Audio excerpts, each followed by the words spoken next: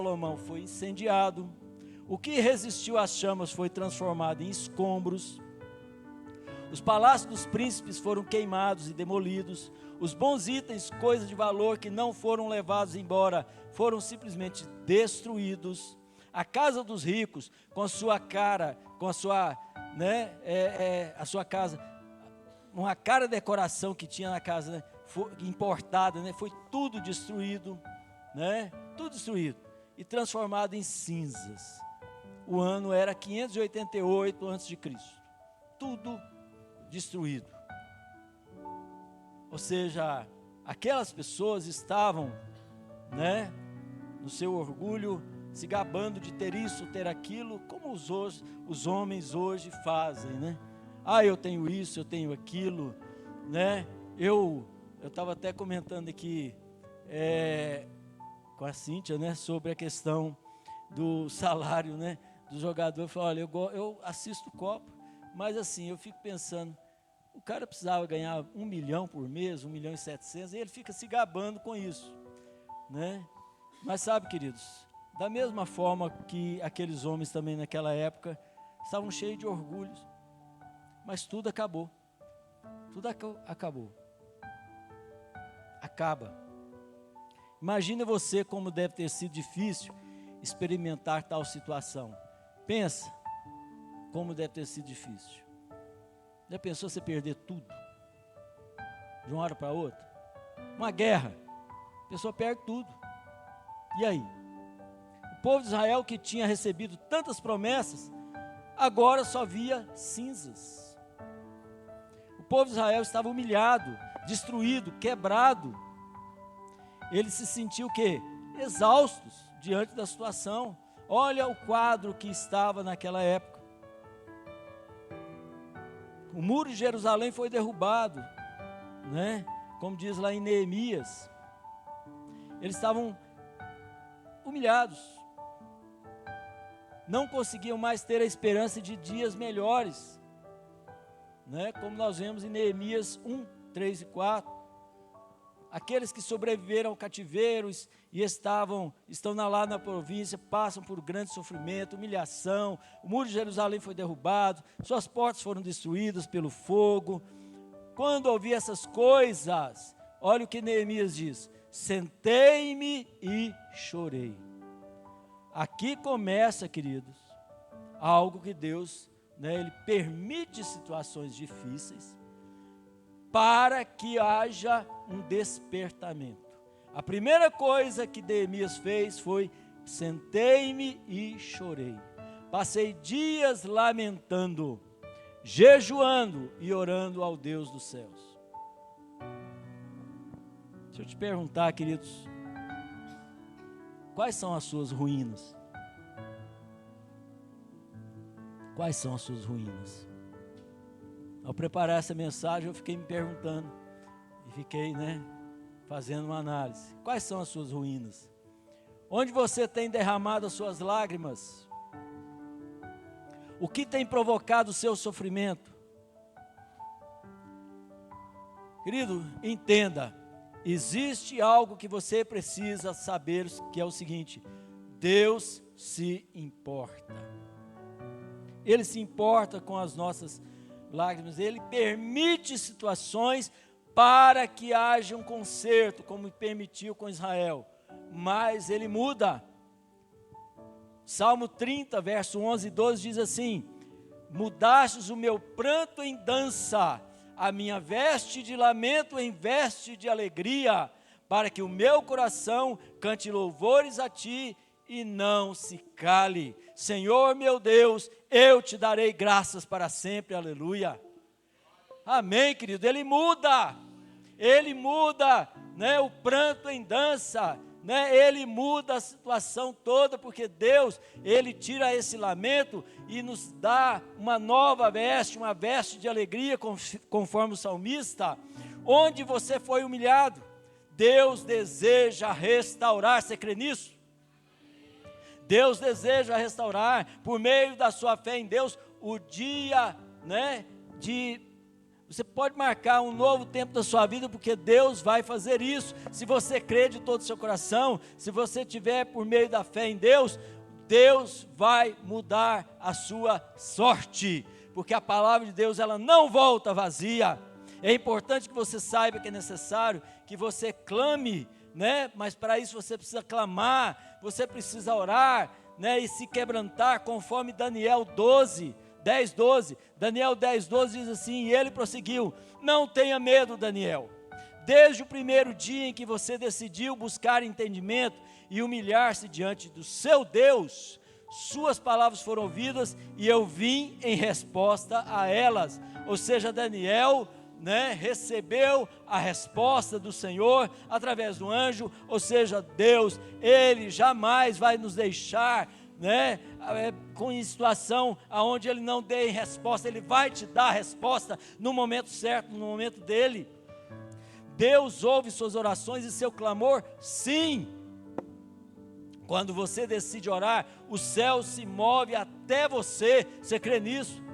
Decida orar, querido, decida clamar, decida, tome posição, né, como soldado de Cristo, e você vai ver a glória de Deus se manifestando na sua vida, se você crê de todo o coração. Todo lamento sem quebrantamento, querido, é perda de tempo. Você não adianta você lamentar se você não se quebrantar. Você precisa, né, lamentar sim, como Neemias lamentou, mas houve um quebrantamento para que Deus agisse. Então, se você só lamenta, mas não se quebranta, né, Deus não vai fazer nada, você está perdendo seu tempo. O quebrantamento é que vai te levar para além do sofrimento. É Ele que vai fazer com que você possa ser abençoado na tua vida. Você crê nisso, querido?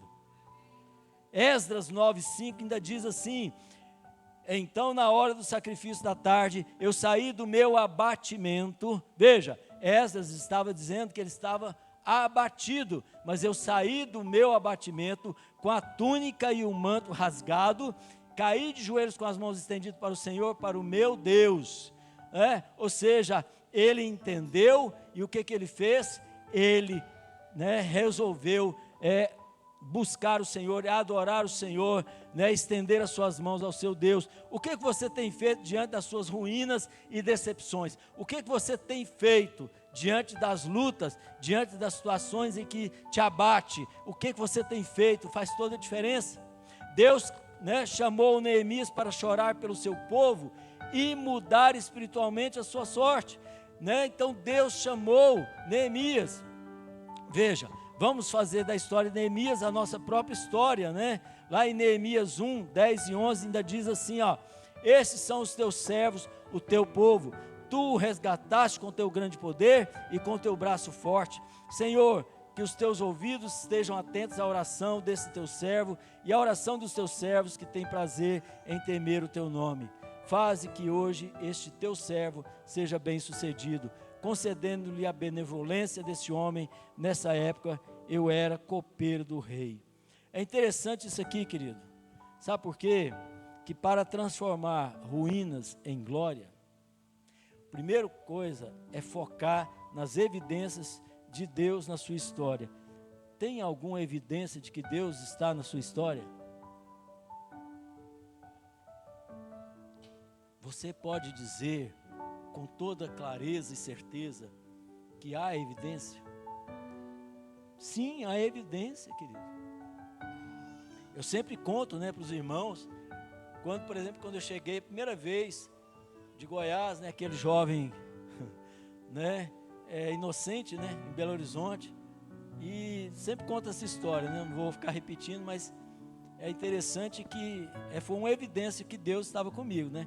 Eu cheguei, para quem não conhece minha história, eu cheguei, 18 anos, né? Parecia aqueles, pensa naquela pessoa assim, naqueles, pessoal do interior, não sabe nada, né? E tudo mais, naquela época era quichute, né? Que usava e tudo mais.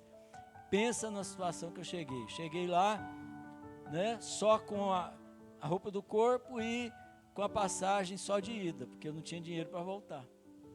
Cheguei, tinha o endereço do meu tio lá em Belo Horizonte. Cheguei lá na casa dele, cadê ele? Nada. Cheguei na outra casa, que eu tinha outro endereço, nada. E pronto, acabou. Qual que era a minha situação? A pior possível. Por quê? Como é que eu ia voltar? Eu não tinha dinheiro. Ah, pastor, era só ligar. Ligar como? Você acha que tinha celular naquela época? Tinha não. 1980, querido. Tinha celular não. Como é que eu ia fazer? Né? Tentei até um telefone, né, aqueles orelhão, né? Aí eu comprei bastante ficha e tá lá e estou tentando no vizinho, porque minha mãe não tinha telefone. O telefone era caro na época. E nada. E pronto, aí acabou. Agora pronto. O que eu vou fazer? Nada, querido. Vou ficar lá no, né, era um condomínio. Resumindo, fiquei lá o dia inteiro. E pronto. E aí o porteiro disse, olha, filho, é o seguinte, eu vou te deixar aqui hoje, mas amanhã você vai ter que ir embora. Eu vou deixar você aqui dormindo aqui na sala de máquinas, na cama de palha que tem aqui, mas amanhã você tem que ir embora. Pensa o seguinte, queridos, no dia seguinte eu teria que ir para a rua, né? Ia ser o quê? Morador de rua, não tinha dinheiro, não tinha como, né, comunicar, e aí? Minha mãe não sabia, ninguém sabia. Pois é aí que é a evidência de Deus. Estava contando essa história para você entender. Fui lá para a sala de máquinas, né, naquela cama de palha, né, ainda com algumas baratas, né, e aí bateu o quê, querido? Desespero, comecei a chorar. 15 minutos depois, o porteiro bate a porta, dizendo o quê? Que a minha avó e o pai do meu tio, que tinha 6 meses que não ia lá, resolveu ir lá naquela noite, naquela mesma noite, para pegar uma roupinha, ou sei lá o quê, da minha prima, naquele dia. Querido, para mim foi uma evidência de Deus. Ficou muito óbvio para mim o quanto que Deus, né? E aí eu não era convertido. Eu me converti porque eu percebi da evidência que Deus da minha história. E ali então eu agradeci ao Senhor, né? E entendi. Foi a minha primeira experiência com o Senhor. Então foque nas evidências de Deus na sua história. Há alguma evidência? Neemias 1:10 diz: esses são os teus servos, o teu povo, tu resgatastes com o teu grande poder e com o teu braço forte. Deus já deixou evidência da sua bondade, do seu amor, do seu poder, das suas intenções, não é verdade? Ao longo da história, Deus já deixou as evidências. Então, querido, Deus não criou a sua dor, né? Deus não é criador de dor nenhuma de ninguém, entenda isso. Deus não criou a sua dor, mas Ele está trazendo propósito para essa dor, para ela. Deus tem um propósito em tudo que Ele permite, amém? Ele tem um propósito naquilo que Ele vai fazer. Ele teve um propósito na minha vida, como eu acabei de descrever aqui, né? Aquilo que aconteceu comigo. Deus tinha um propósito na minha vida, Deus tem um propósito na tua vida, Deus tem um propósito em todas as coisas. Então não pense, né, que Deus permite dor e não faz nada. Não, querido, Ele tem um propósito para o teu crescimento. Onde estão as digitais de Deus em sua vida? Faça essa reflexão essa noite. Aonde você consegue ver a bondade de Deus? Eu consigo ver em muitas coisas a bondade de Deus. Eu experimentei o melhor de Deus para a minha vida, porque eu entendi que Deus não abandonou. E outro detalhe que eu tinha até esquecido, né? Que o pai do meu tio era ateu. Né? E minha avó olhou para ele: você acha que é coincidência? Depois de 6 meses, a gente nem pensou, mas de repente a gente pensou: ah, vamos lá, pegar não sei o que lá, né, da minha prima. E ali ela me encontrou, surpresa, porque ela não sabia que eu ia para lá, né? Então, querido, tem um propósito, e ele era ateu. E ele assustou, ele percebeu que não tinha como, não era coincidência, não tinha como. Tinha um propósito, Deus tem um propósito em todas as coisas, amém? Tudo que é verdadeiramente bom na sua vida tem a marca de Deus. Tem a marca de Deus, você crê nisso? Então foque nas evidências, foque naquilo que Deus já fez na tua vida. Estou vendo aqui a Cláudia, estou lembrando aqui que ela estava numa situação onde estava para ir partir, mas Deus mudou. Deus mudou. Deus permite que parta algumas pessoas, Deus permite que fique, mas o mais importante é que se partir está na glória, mas se não partir, foque nas evidências de Deus. Tudo tem a marca de Deus, se você crê de todo o seu coração. Você crê nisso, querido? Segundo ponto, para transformar as suas ruínas em glória, além de focar nas marcas de Deus, naquilo que Deus faz, faça de Deus a sua única fonte de prazer. Deus é a nossa única fonte. Neemias 1:11 diz o seguinte: Senhor, que os teus ouvidos estejam atentos à oração desse teu servo e à oração dos teus servos, que têm prazer em temer o teu nome. Veja, há prazer em temer, não é ter medo, né? Mas prazer em temer, de prestar, né? Nós temos um temor daquele que é o Senhor, daquele que é soberano, daquele que é poderoso, daquele que é o Senhor dos senhores. Sabe, queridos, Deus não é mais uma fonte na nossa vida. Não, Deus não é mais uma fonte, não. Ele é a única fonte. É a única. Não há outra fonte, querido.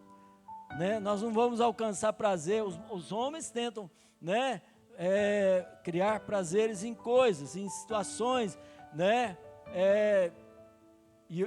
Copa do Mundo, né? É muito bom. Eu assisto, de vez em quando assisto, né? Gosto. Mas o prazer maior meu não é isso. Isso aí não é a fonte do prazer, mas para muitas pessoas é. Para muitas pessoas é. Por que não é essas coisas? Não deve ser a nossa mais uma fonte. É porque Deus é aquele que nos sustenta, que nos sustém, é aquele que nos dá prazer, é aquele que nos dá alegria. Então faça de Deus a sua única fonte de prazer. Eclesiastes 3:11 diz assim: também pôs no coração do homem o anseio pela eternidade. Mesmo assim, este não consegue compreender inteiramente o que Deus fez. Deus colocou uma sede pela eternidade, todos nós temos. Ou seja, não há conquista que seja capaz de trazer para nós um senso de realização, a não ser em Deus. É só Deus que nos dá esse senso de realização. Por quê? Porque nós sabemos que para onde vamos, nós sabemos que este mundo é passageiro, nós sabemos para onde nós iremos no Senhor. Ele é a minha única fonte de prazer.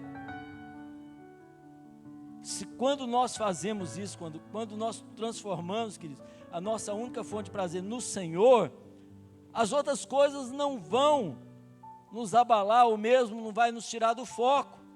Porque quando nós colocamos o prazer em fulano, em ciclano, em beltrano e tudo mais, ou em coisas, e quando nós perdemos coisas, ou mesmo nós temos decepção com o fulano, beltrano e ciclano, o que vai acontecer é que nós vamos nos frustrar, nos abalar, mas é por isso que nós colocamos a nossa fonte no Senhor. É Ele que é a única fonte de prazer, é nele, para Ele, tudo é para Ele, são todas as coisas, no Senhor, para Ele todas as coisas. Quando tudo desmorona, percebemos que de fato nada é suficiente para nos sustentar além de Deus. O que nos sustenta é o Senhor. Me lembrei aqui de um grande homem de Deus também, que eu né, tive o prazer de estar lendo seus livros, que é o Watchman Nee. O Watchman Nee, ele ficou preso, né? Ele era um homem, né, de Deus, ele ficou preso na China, no regime comunista, por muito tempo, até que ele morreu na prisão, mas ele não negou a sua fé. Tentaram de tudo para que aquele homem negasse, mas ele não negou, porque a única fonte de prazer dele é Deus. Todos abandonaram o Watchman Nee, até seus discípulos, mas ele continuou firme no propósito, porque ele tinha prazer e alegria no Senhor. O que você procura, querido? Não é alegria. O que você deve procurar não é alegria, é Deus. Porque quando você procura alegria, que talvez possa surgir nesse mundo, você vai se frustrar. Mas quando você busca no Senhor, quando você entende que é Deus que é a sua fonte, tudo muda. Olha o que Abacuque 3, 17 ao 18 fala. Abacuque 3, 17 e 18.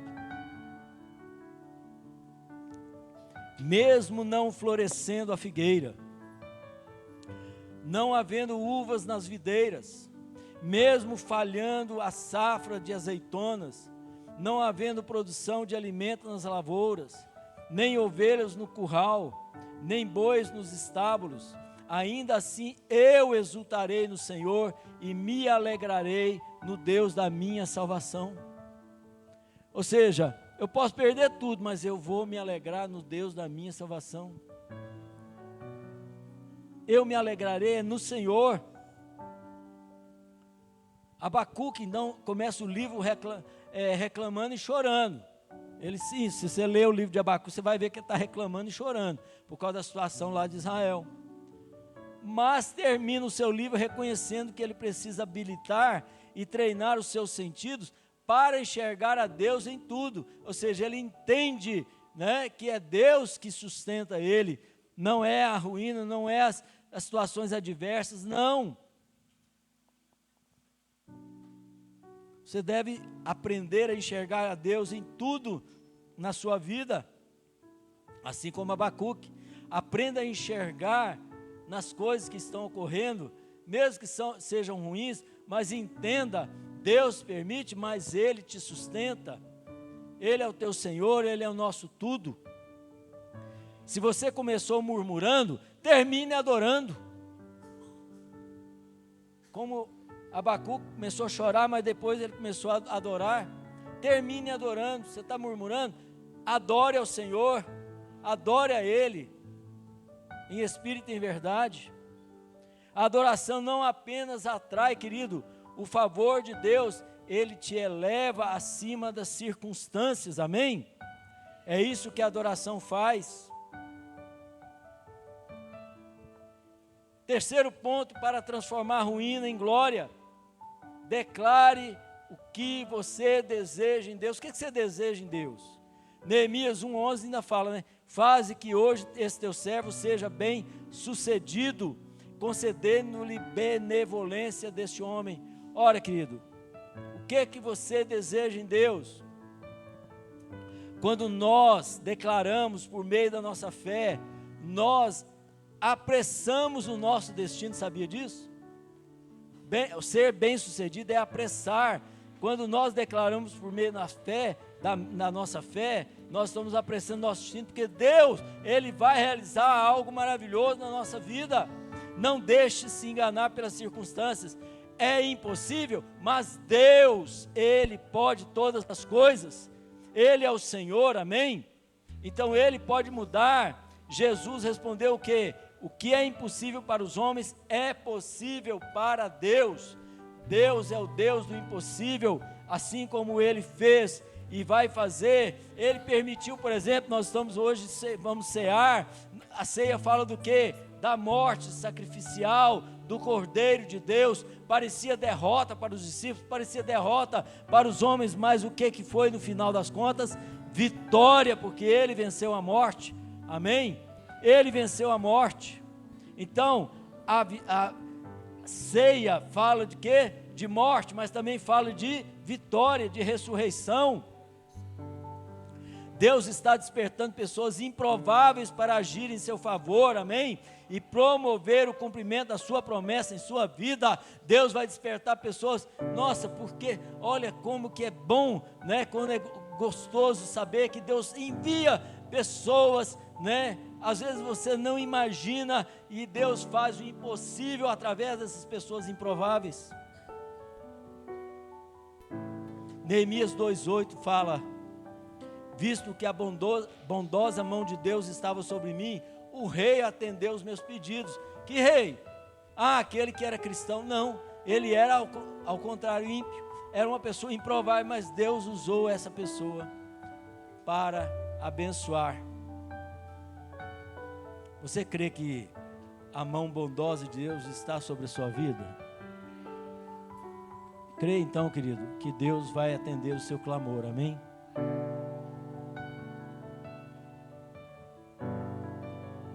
Fique de pé no seu lugar. Nós vamos concluir aqui.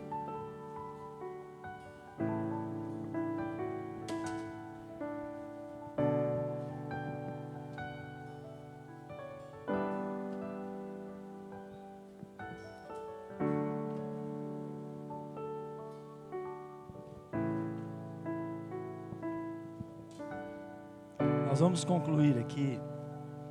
Queria até chamar aqui o Felipe, irmão Alfredo, dizendo o seguinte: foque na promessa e não na sua situação. Foque na promessa. O que significa isso, pastor? Neemias 1:11 diz: nessa época eu era o copeiro do rei. Veja bem, não tem a ver com a nossa capacidade, mas com a nossa dependência. O que Neemias era? Copeiro. O que ele podia fazer? Nada. Não é na nossa capacidade, na nossa situação que nós devemos focar, mas é na promessa. O que eu sou? Eu não sou nada. É sim, em Deus você é um sacerdote, você é mais do que vencedor, no Senhor você é capaz, porque a promessa de Deus é para você, é para nós, é para aqueles que creem, é aqueles que creem no poder de Deus, amém? Então não tem a ver com a capacidade, não importa onde você esteja, não importa a função que você exerce, mas o que Deus deve e deseja promover por meio da sua vida, naquilo que Deus quer fazer por meio da sua vida, não importa quem é você, importa, você é do Senhor, você é o filho de Deus, filha de Deus, amém? Um copeiro do rei parece pouco, mas se Deus o colocou lá, é porque é extraordinário, é porque Deus tem um plano maior para a vida dele, é porque Deus tem um plano maior para a sua vida. Então, focar nas promessas é caminhar nos lugares que Deus já te autorizou a vencer. Foque nas promessas, não foque na situação.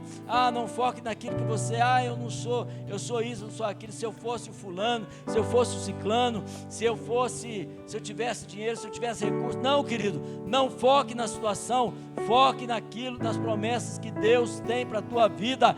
Deus tem o melhor para a tua vida, naquilo que Deus já prometeu para você. O que Deus já falou no teu coração? Foque nisso, porque Deus é poderoso para mudar a sua situação. Nos dias, veja, em Neemias 12:26, e nos dias do governador Neemias e de Esdras, sacerdote e escriba. Veja bem, Neemias começou como copeiro e terminou como quê? Governador. Ele era um copeiro, mas ele terminou como governador. Querido, você pode ser até copeiro hoje, mas amanhã você poderá ser um governador. É claro que ele está falando aqui de quê? Mudança de posição. Deus vai mudar a tua vida se você focar nas promessas. Alinhe a sua atitude de acordo com o seu futuro, ou seja, naquilo que Deus prometeu. A grande questão é: você tem fé? Você crê? Você realmente crê naquilo que Deus tem para a tua vida? Antes de nós cearmos, deixa eu perguntar a você que aqui veio, você crê que Deus pode mudar a tua vida, querido? A primeira coisa que você deve fazer é entregar o seu coração ao Senhor. Se arrepender é entregar, é aceitá-lo como Senhor e Salvador da tua vida. A primeira coisa. Há alguém aqui no nosso meio que ainda não o fez e gostaria de fazer? Levanta a mão.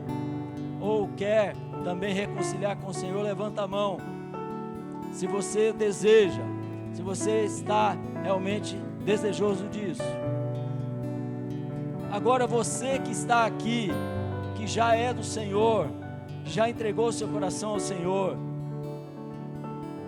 e que deseja também focar-se no Senhor, coloca as mãos agora no teu coração, enquanto o louvor estará ministrando. Peça ao Senhor agora: Senhor, que o Senhor transforme as ruínas em glória, para que eu veja a tua manifestação, a tua presença. Vamos louvar o Senhor e vamos bendizer o nome do Senhor. Ore nesse sentido. Peça ao Senhor: Pai, eu quero mudar, eu quero, Senhor, focar em Ti. Declare através desse cântico.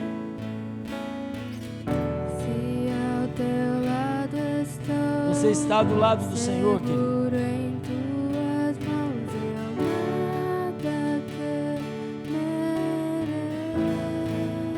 Não temas, diz o Senhor.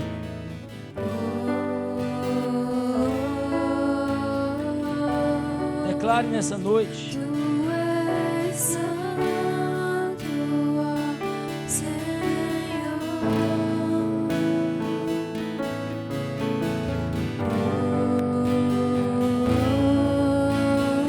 Pai, nós queremos te louvar e bendizer o teu santo nome, porque o Senhor é o Deus que muda corações.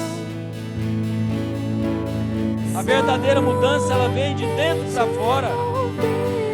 Que o Senhor mude corações nessa noite, para que eles possam, ó Pai, não temer, mas que venham a Deus crer que o Senhor não só ressuscitou, mas transforma, que muda.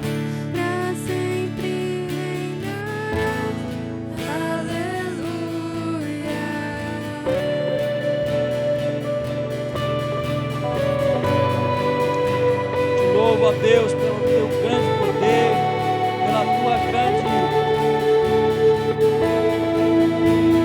manifestação, porque o Senhor é Deus. O Senhor transforma a ruína em glória, o Senhor muda corações, o Senhor é poderoso para mudar, transformar vidas.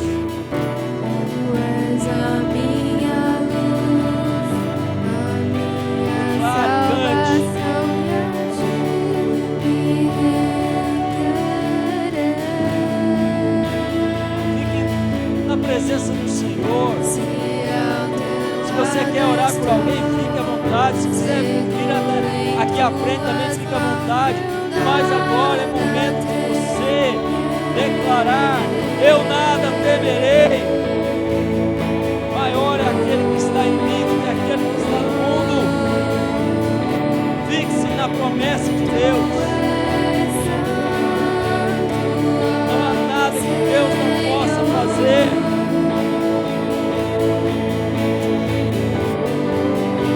Declare nessa noite: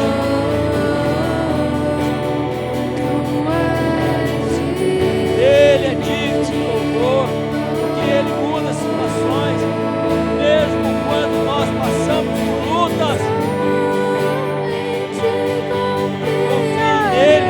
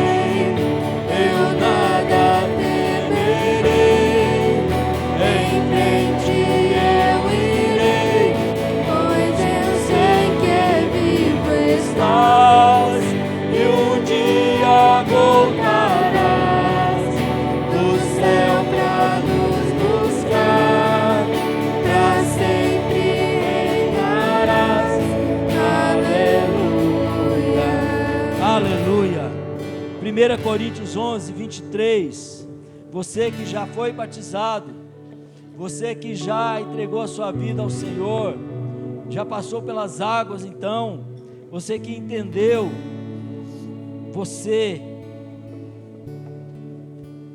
deve participar da ceia, porque a palavra de Deus fala em 1 Coríntios 11, 23, porque eu recebi do Senhor o que também entreguei a vocês, que o Senhor Jesus, na noite que foi traído, tomou o pão e tendo dado graças, ou seja, ele deu graças, ele louvou ao Senhor pelo pão vivo que desceu do céu.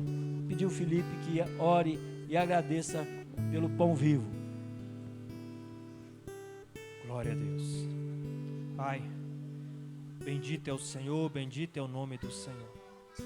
Nós oramos ao Senhor e te damos graça por esse momento de comunhão com o Senhor. Como foi pregado, Senhor, a palavra do Senhor nessa noite. O Senhor é a nossa única fonte de vida.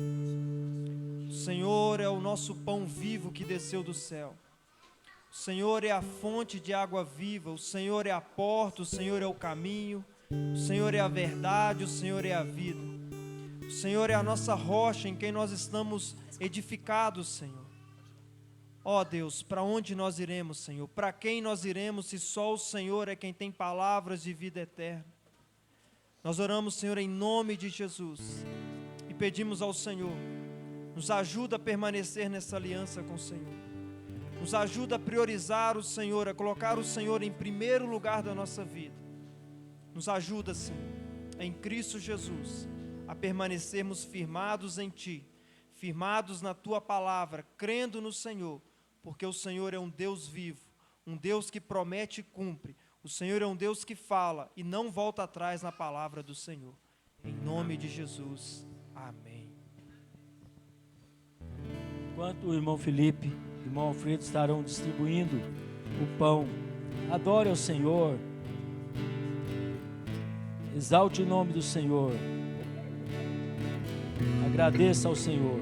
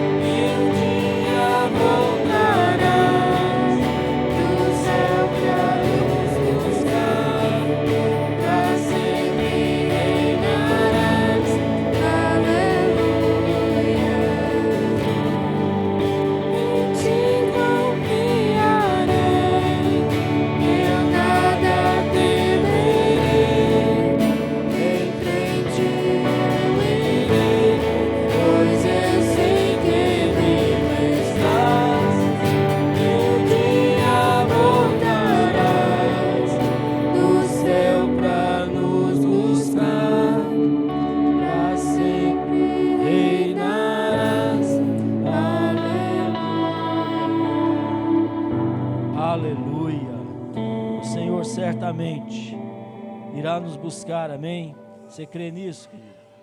Você crê na palavra do Senhor? Todos receberam do pão, alguém deixou de receber? Glória a Deus. Na noite em que ele foi traído, ele tomou o pão e deu graças, partiu e disse: isto é o meu corpo, que é dado em favor de vocês, façam isso em memória de mim. Querido, esse pão representa, para quem não entendeu ainda, o corpo que foi moído, partido por nós, para que nós tivéssemos vida, para que a promessa de Deus se cumprisse em nós. Era necessário que o Filho de Deus, o Filho do homem, viesse a entregar como cordeiro, para que nós pudéssemos ter vida. É, portanto, importante que nós lembremos sempre daquilo que Ele fez por nós. Então, em memória do Senhor Jesus, comamos todos do pão. Amém, Jesus. Glória a Deus, queridos. É tão bom nós louvarmos.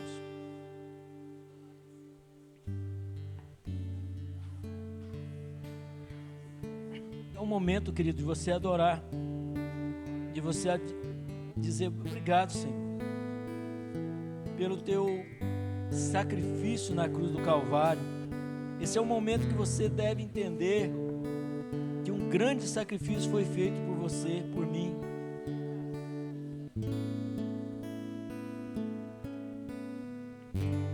Ele se deu por mim e por você. Da mesma forma, depois da ceia, ele tomou o cálice. Vamos agradecer ao Senhor pelo cálice que representa o sangue de Jesus. Vou pedir ao irmão Alfredo que ore agradecendo pelo sangue de Jesus através dos cálices. Pai, na tua presença estou aqui para representar, Pai amado, Pai querido, cada filho teu. Venho te agradecer, meu Pai, por essa comunhão, por essa palavra, Senhor, por essa aliança, Pai. Venho te agradecer, meu Pai, pelo teu amor, pelo teu sofrimento, Pai, pelo aquele derramar, né, de sangue ali, para que hoje nós possamos estarmos aqui, Senhor, nessa comunhão, Pai. E breve, Senhor, nós estarmos com o Senhor, Pai amado, Pai querido. Mas foi pelo teu amor, Pai amado, Pai querido, que nós estamos aqui ceando, Pai. Em nome do Senhor. Amém. Enquanto os irmãos estarão distribuindo o cálice, continue adorando o Senhor, continue louvando o nome do Senhor. Em ti confiarei,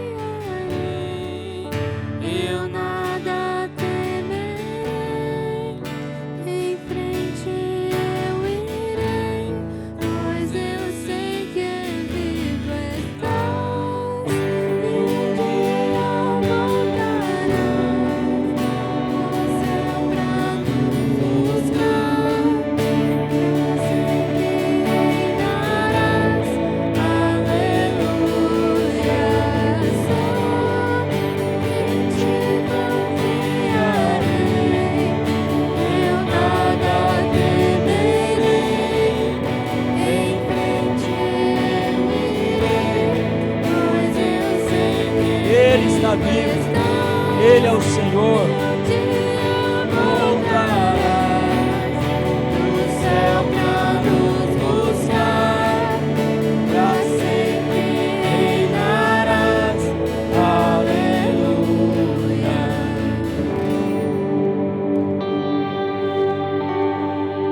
Ele é o Senhor, queridos. Continue adorando, louve ao Senhor, bendiga o nome dEle, porque Ele é bom, as suas misericórdias duram para sempre. Diga, ora bem, Senhor Jesus. Declare que quando nós estamos ceando, nós estamos anunciando a morte do Senhor até que Ele venha. Então adore ao Senhor, louve ao Senhor, bendiga o nome de Deus, do Senhor. Maranata.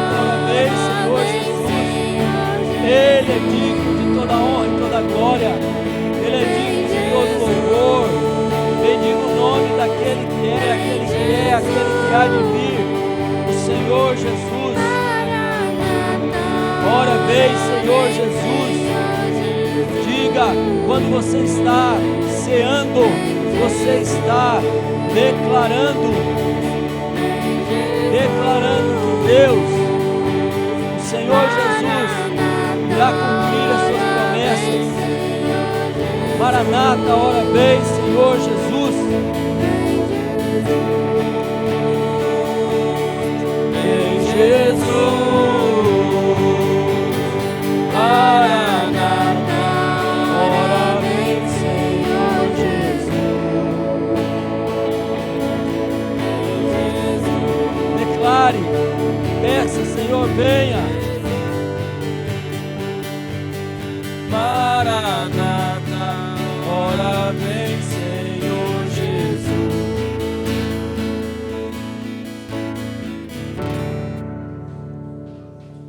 Aleluia. Maranata, ora vem, Senhor Jesus. Esse é o momento, queridos, que nós entendemos pela palavra que da mesma forma, depois da ceia, ele tomou o cálice. Todos estão com o cálice? Todos entendem aquilo que está sendo feito nessa noite? Aqui não é, querido, um ritual. Aqui é, sim, algo que está acima da nossa compreensão. Por quê? Porque a ceia nos lembra do grande sacrifício que foi feito por nós. Nós não estaríamos, querido, aqui se não fosse pelo sangue de Jesus. Por isso é tão importante que nós venhamos a cear. Ele transforma suas ruínas em glória, porque ele já morreu e transformou aquilo que era a ruína, a morte dele, em glória, porque ele ressuscitou. Por isso nós devemos louvar e adorar o nome do Senhor. Então ele tomou o cálice e disse: este cálice é a nova aliança no meu sangue. Façam isso sempre que o beberem em memória de mim. Porque sempre que comerem deste pão e beberem desse cálice, vocês anunciam a morte do Senhor até que Ele venha. O que nós estamos fazendo, querido? Anunciando a morte do Senhor até que Ele venha, amém? Nós estamos dizendo, ora, Maranata, ora vem Senhor Jesus. Então, em memória do Senhor, bebamos todos do cálice. Você pode adorar o Senhor? Você pode bendizer o nome do Senhor?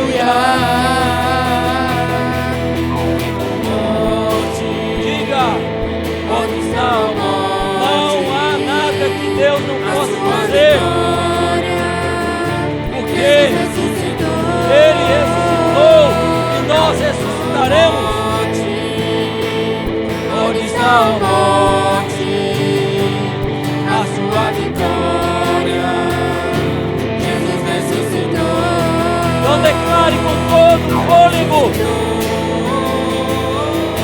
Ressuscitou, ressuscitou, aleluia. Declare com toda sua força. Ressuscitou, ressuscitou, aleluia. Aplauda o Senhor e diga: Ele ressuscitou, aleluia. Ele é digno de toda honra e toda glória.